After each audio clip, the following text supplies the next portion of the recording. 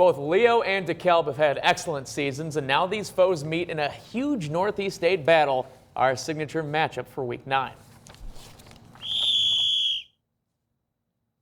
Great year so far for Pete Kempf and DeKalb. A win here would take it to another level. Leo up 6 late in the first half. Jackson Barber throws to Peyton McHale. Incredible job keeping his balance, sheds the tackle, cuts back inside, and scores. Leo gets a 2-point conversion, going up 14 at the half. Early fourth, DeKalb will make it a one-score game. QB sneak for Evan Eschbach. Touchdown Barons, now 21-13. But a great final stretch for the Lions. Peyton Wall running down the far side. He goes 13 yards to pay dirt. Lions back up 15. Then they start pulling away. This time Owen Lance with the red zone carry, scoring from 4 yards out. DeKalb does add another touchdown with a couple minutes left, but on the following kickoff, look who it is. Wall again, 50-yard return, another touchdown. Wall gets a touchdown catch, touchdown run, and that return score. Lions earn the win, 42-19. Coming in this year, only losing one game to East Noble, that helps us into sectionals when we play Angola. It's a real confidence booster going in there. We again played a physical opponent, and we know in our sectional it's going to be physical every week with some good football teams. So, we'll get back to work on Monday with that in mind, and everybody's 0-0 right now in Indiana high school football, and got to come to play next Friday.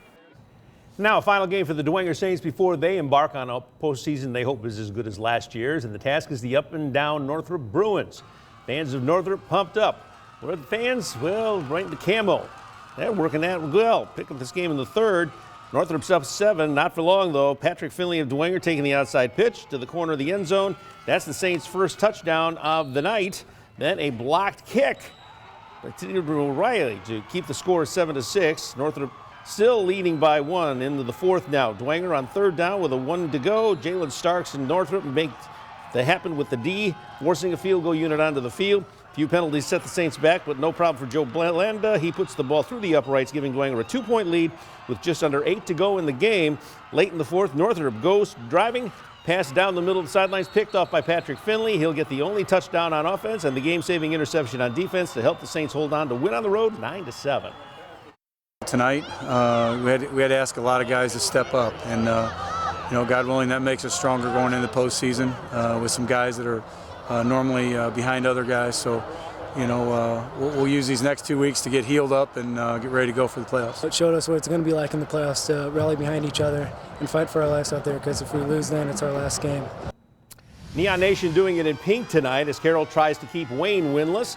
Already with a 30-yard field goal to his credit, the Chargers' Trevor Horton bangs another one through from 33 yards.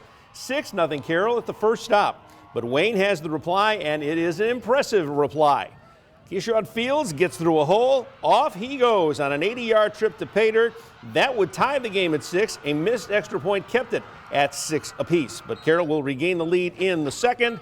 Jeffrey Becker going 12 yards ahead Bransfield for a 13-6 Carroll lead, and the Chargers head to the postseason with a win 20-12 over Wayne.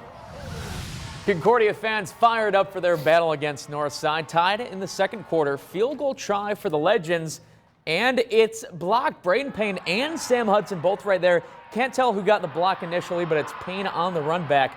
Big gain gets the Cadets a scoring chance. But on fourth down, Cadets running some misdirection ends up in Dontrell Johnson's hands, and Jonathan Walker takes him down a few yards back, turnover on downs. Quick fumble would give Concordia another scoring try, and this time they cash in. Brandon Davis right up the middle for the go-ahead score. Concordia really picks things up in the second half, and the Cadets win 35-7. And now to Lures Field. Knights hosting Snider. Panthers up 14-0 as we begin the third. Line drive kickoff bouncing to Jay Sean Underwood, and Underwood emerging from that first wave of Knights. Nobody's going to catch him after that. An 82-yard return touchdown. Snider goes up 21-0. Later in the third, Panthers in the red zone. Lenny Bennett with a clear path for 6th. Another touchdown for Snider. Panthers win. Final score 35-0.